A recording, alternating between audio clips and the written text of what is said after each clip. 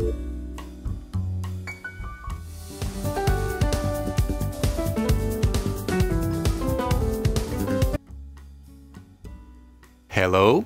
Hey Nick, are you ready to start shooting the video? Haha, Ready is my middle name. Okay, actually it is not, but that's not important right now. I am Nick with PhoneArena and I got to use this smartwatch, the Samsung Gear S3 Frontier, for several weeks. Trust me, it's good for a lot more than making phone calls. Now, to give you some background, last year we had the Gear S2, which was already a great smartwatch. The new Gear S3 Frontier builds up on top of that by adding a much larger battery, a dedicated GPS, a better screen, and there's even a tiny loudspeaker. Obviously, the design has also changed, but that's not entirely for the better. While the model that we reviewed last year was very gender neutral, the models Samsung is releasing this year, the S3 Frontier and the S3 Classic, are clearly designed for men.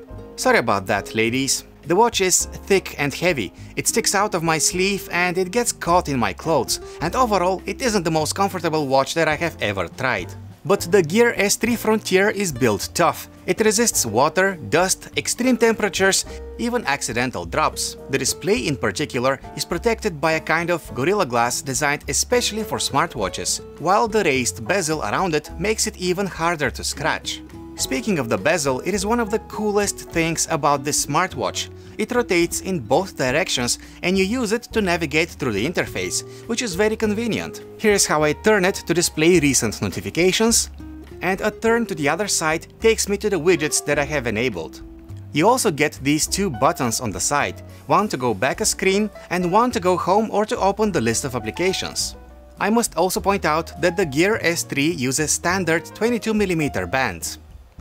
The one that comes with it is okay, but if you want something more classy or more comfortable, you can just buy another wristband and easily swap it yourself. Pretty cool. As I said earlier, the Gear S3 Frontier has a better screen. It is slightly bigger compared to the one that we had on last year's model, and it is also brighter for better outdoor visibility. Resolution is still great and graphics look nice and colorful. I also noticed that the touchscreen is more responsive to sweaty fingers, and there's even an option to increase its sensitivity further so that it can be used while wearing gloves. Okay, now let me show you what the Gear S3 Frontier can do. It is made with three main applications in mind.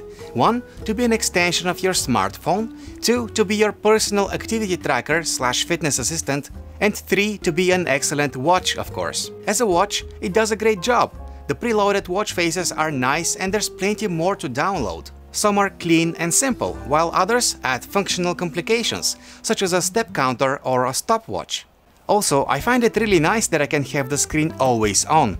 It makes the S3 look and feel more like an actual watch. If you choose to disable this feature, the screen will turn on automatically when you look at it.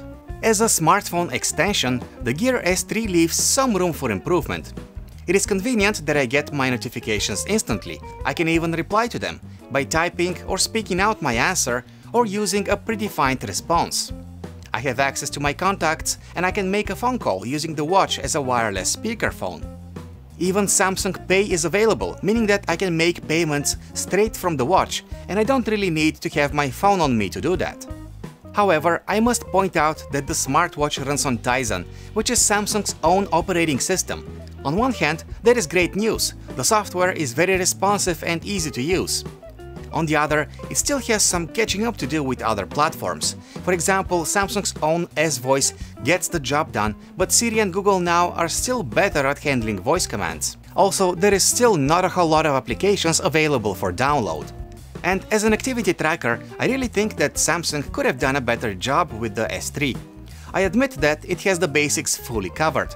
It counts the steps you've taken, the floors you've climbed, and of course, all of that data is then synchronized with S-Health on your phone. The watch is also packed with sensors, including a heart rate monitor and a GPS, so it can precisely track your location as you run and keep a constant watch at your pulse. But honestly, it took me quite a while to figure out how to use the more advanced exercise tracking features.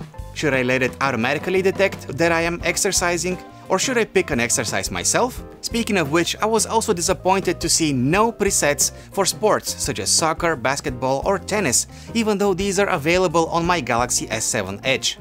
Still, I find it nice that I can copy music on the Gear S3 and play it over a Bluetooth headset.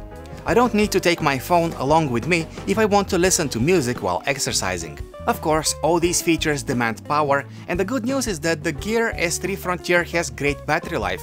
In my experience, I could easily get at least 2 days between charges, with the screen always on and the brightness set to moderately high. Of course, your mileage may vary depending on how the watch is used.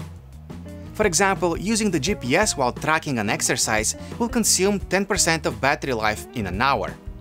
Using Wi-Fi connection instead of Bluetooth in cases when your smartphone gets out of range also seems to increase battery consumption. By the way, I am using the non-LTE model here. The Gear S3 Frontier has an LTE version as well, and that could have slightly less impressive battery life. But regardless of which model you pick, the watch comes with this wireless charging cradle. It is definitely convenient, but also kind of slow. A full charge requires over 2 hours to complete, which I'm sure isn't much of a problem for people who will be charging the S3 overnight. In conclusion, the Samsung Gear S3 Frontier isn't perfect, but it is one of the best Android-compatible smartwatches that you can get right now. It is fast, it is durable, and it's mostly easy to use, not to mention the great battery life that I got out of it. But do keep in mind that this model is quite thick and manly, so if you want something a bit more stylish, take a look at the Samsung Gear S3 Classic instead. Another thing I want to mention is that the Tizen software will not give you the same variety of applications or the same level of voice controls other platforms can provide.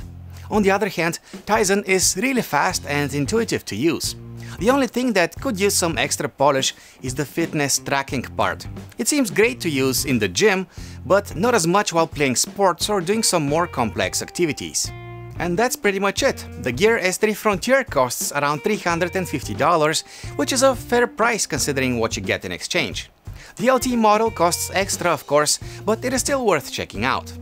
Thank you for watching, guys, and for more details about the Gear S3 Frontier, visit PhoneArena.com.